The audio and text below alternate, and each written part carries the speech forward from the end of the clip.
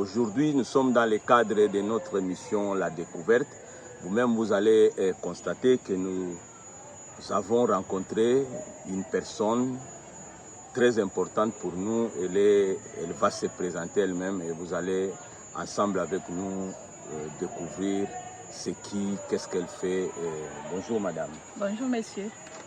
Vous pouvez vous présenter. Je suis Apendez Amwema Christelle,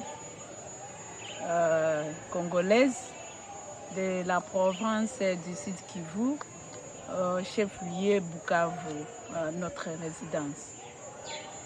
Mais on vous voit ici à Kikwit. Quelle est la raison de votre présence dans la ville de Kikwit? Je suis à Kikwit depuis avant-hier. Des raisons qui m'ont amené, qui m'ont poussé à venir ici dans la ville de Kikwit, juste le tourisme, les découvertes de la culture et de l'environnement. Et comment vous avez trouvé les milieu? En tout cas, le milieu est impeccable. J'ai beaucoup apprécié depuis Kinshasa jusqu'à Kikwit.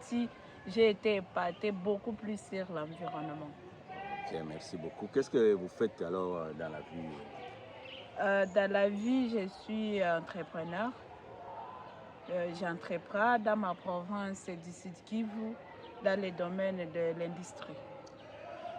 Ok, madame, aidez-nous un peu à comprendre comment vous avez démarré avec votre entreprise. Vous avez quand même une entreprise? Oui, j'ai une entreprise dénommée Look Business Global. C'est une entreprise individuelle, c'est un établissement. Ok. Alors, ça évolue, c'est installé dans quelle province? L'entreprise en question est installée dans la province du Sud Kivu, dans la ville de Bukavu. J'œuvre dans la transformation des vins et des jus à base d'ananas. La matière première, je le soutire dans le territoire d'Idjui, qui est un territoire qui produit de plus les ananas dans la province du Sud Kivu.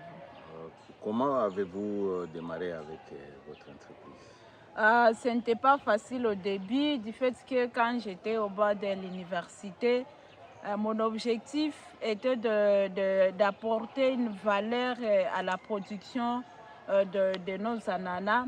Du fait que pendant la saison de récolte, il y a des saisons souvent où il y avait des ananas en abondance et la population n'arrivait pas à faire couler, soit à transformer les ananas et on les vendait à un prix dérisoire.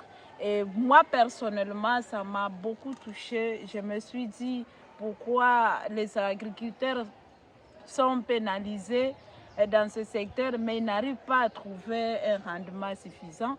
Je me suis dit, comme je pars faire l'économie, je vais venir installer une usine de transformation dans mon village pour essayer à pallier à ces problèmes. Donc c'est un objectif dorénavant avant d'entrer à l'université. C'était déjà mon target. Et au finish, quand j'ai fini mon cursus académique, alors il fallait matérialiser les rêves que j'avais. Ce n'était pas facile au début parce que l'entrepreneuriat, bon, c'est une capacité, avoir une capacité de changer les idées à une action concrète. Là, bon, verbalement dire je vais créer une usine, là c'est bon. Mais pour le matérialiser, ça n'a pas été facile pour nous. Il fallait d'abord avoir une formation. Bien sûr, je venais de finir en économie parce que dans la licence, j'ai fait l'économie rurale. Je me suis toujours penchée dans la production, comment continuer à produire de plus pour les pays. Alors, pour moi, je n'avais pas de matière pour faire la transformation, comment transformer, je n'avais pas beaucoup d'idées. Et cela m'a permis d'abord de faire une formation accélérée dans la ville de Luganda, comment transformer les vins et les jus, que ça soit présentable sur les marchés.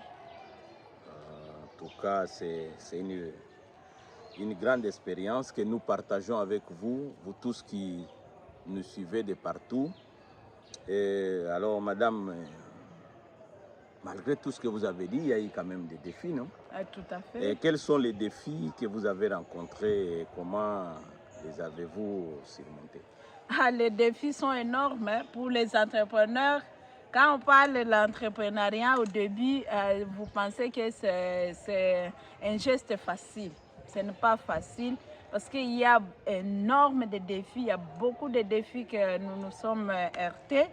Au début, je l'ai évoqué, c'était d'abord la connaissance.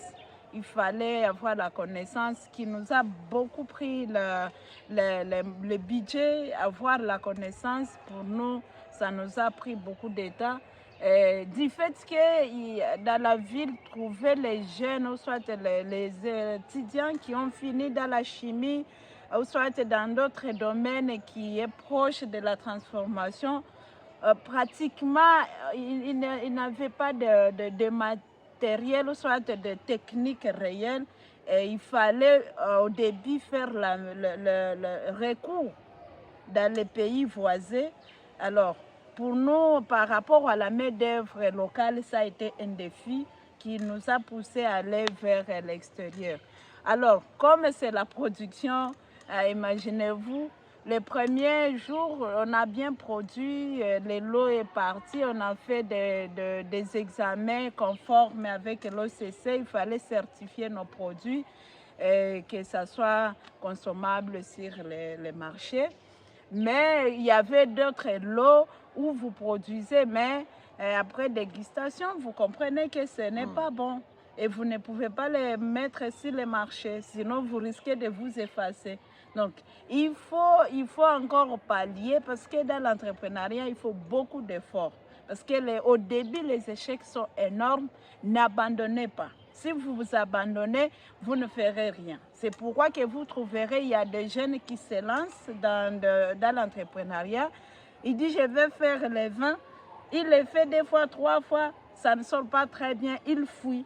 Il veut vers d'autres secteurs. Là aussi, ça ne va pas aller. Il fait peut-être l'élevage des poulets, des volailles.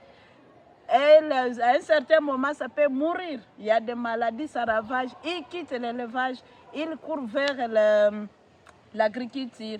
Vers l'agriculture, peut-être il y a des aléas qu'on ne sait pas contrôler naturels.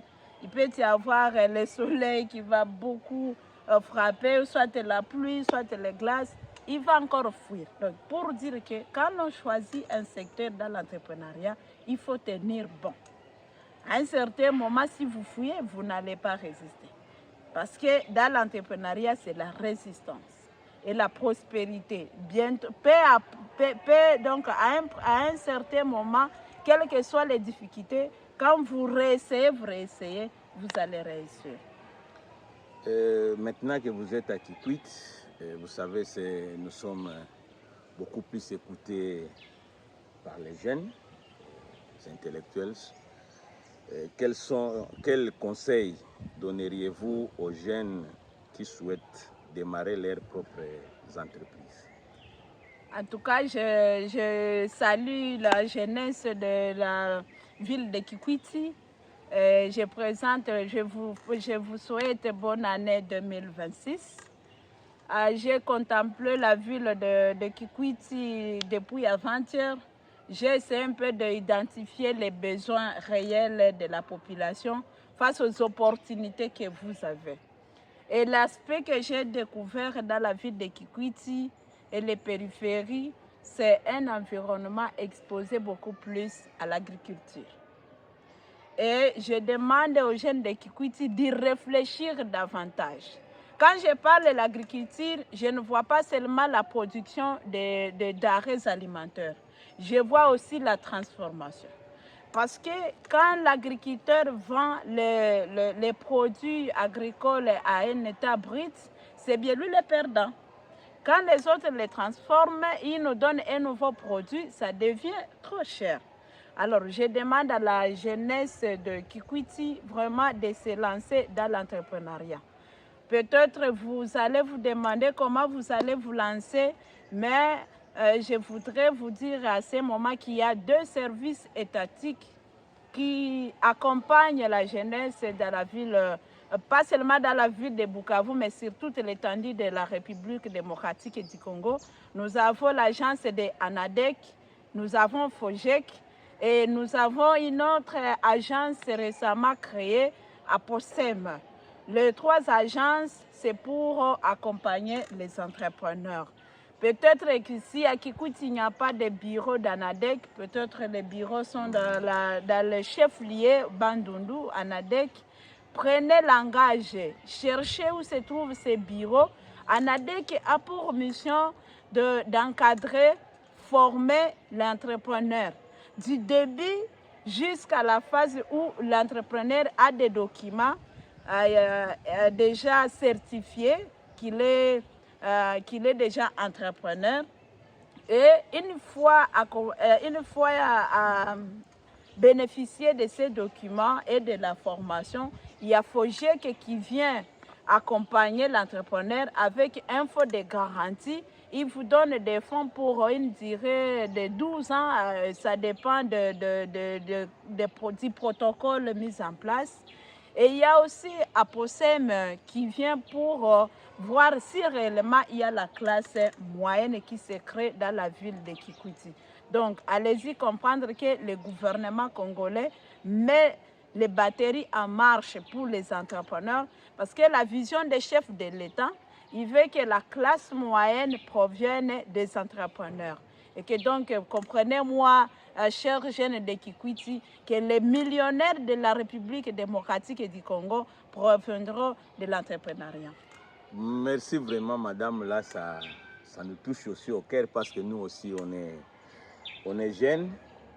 Et après avoir visité la ville, est-ce que vous avez un projet en cours et quels sont vos objectifs pour l'avenir?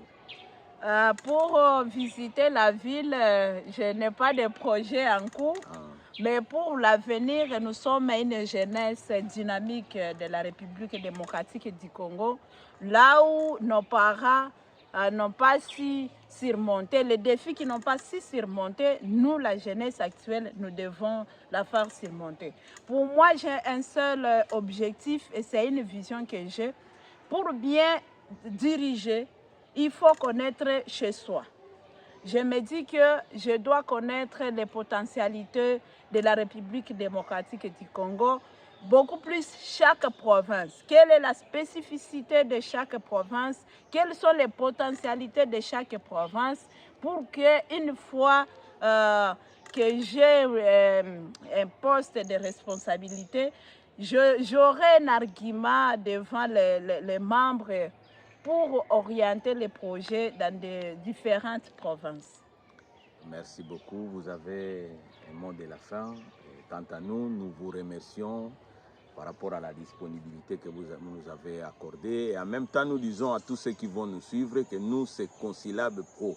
On fait un effort de mettre à votre disposition d'expertise, de connaissances et d'expérience.